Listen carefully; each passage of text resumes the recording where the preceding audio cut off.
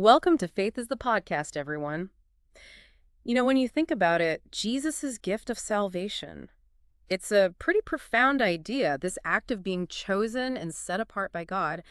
And today we're going on a deep dive into a message that explores what it means to be marked as one of God's chosen people. Yeah, absolutely. We're really diving into this idea that God kind of designates his followers with spiritual seals. So not like a physical marking, but something deeper, like an inner marking that sets them apart. Yeah. And it's not just about being different. It's about a much deeper sense of identity and purpose. Right. And I think when people first hear about being chosen, they might jump to this idea of a life free of hardship. Like, oh, I'm chosen, so everything's going to be easy.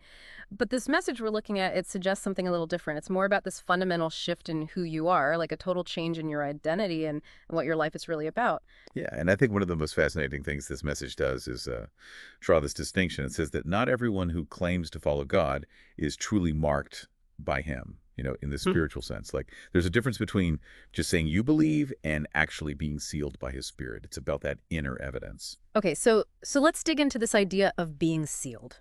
So the message, it kind of touches on this thought that faith, it's not just some passive, intellectual agreement. It's not just saying, oh yeah, I believe that.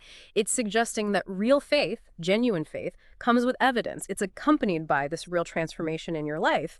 And faith without that change is like incomplete. Exactly. It's not just about saying the right words. It's about a changed heart. And this brings us to the core of our deep dive today. The source material we're looking at, it outlines 7 marks, 7 undeniable marks that supposedly differentiate those who are genuinely chosen by God. So basically, the goal of this deep dive is to really try and understand these 7 marks as they're presented. What do they mean, and how might they resonate with our listeners and their own understanding of faith? Where do we even begin with these 7 marks? Well, the message starts with a really foundational concept, the idea of a transformed heart. Ah, the transformed heart. That sounds like a pretty good place to start. What exactly do they mean by that? Right. So it's not about superficial changes in behavior. Yeah. This is about a deep internal renewal, like at the very core of your being. It's like hitting the reset button on your heart. And the message, it uses the example of Saul's transformation into Paul, to illustrate this radical shift. Oh, yeah. That's a pretty powerful example. Someone whose entire direction in life just completely changed, like Yeah, a total 180. exactly. And the message keeps emphasizing that God, he looks at the heart, Mm. He's looking at your motivations, your desires, not just your outward actions or words. He sees right through us, huh? He knows what we're really all about. Exactly. And, the message even quotes Ezekiel 36:26. It talks about God giving us a new heart and putting a new spirit within us. So it's really reinforcing this idea that transformation comes from deep inside. It's God's work in us, replacing a hardened heart with one that is, open and responsive to him. Interesting. So it's not about checking boxes. It's about this genuine internal change that shifts your whole being. And speaking of changing what's inside, the message also talks about true riches. It suggests that real wealth isn't about material possessions, but about a relationship with God. Yeah, and that's a really crucial point. The message even asks, has your heart truly been transformed? Or are you still chasing worldly desires?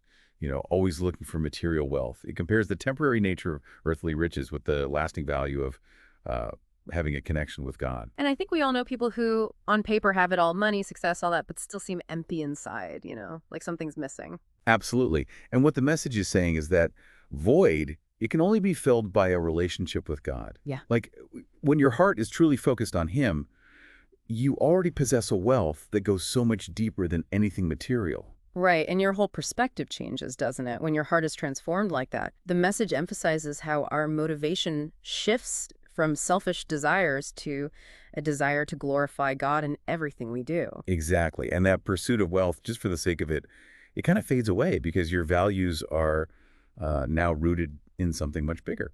So essentially, the first mark of being chosen that the message highlights is this: a heart that no longer belongs solely to itself, a heart that's been renewed by God's love. It really makes you think, about your own journey and your own heart. It really does. And it's a powerful reminder that real faith, it always starts with this deep internal change.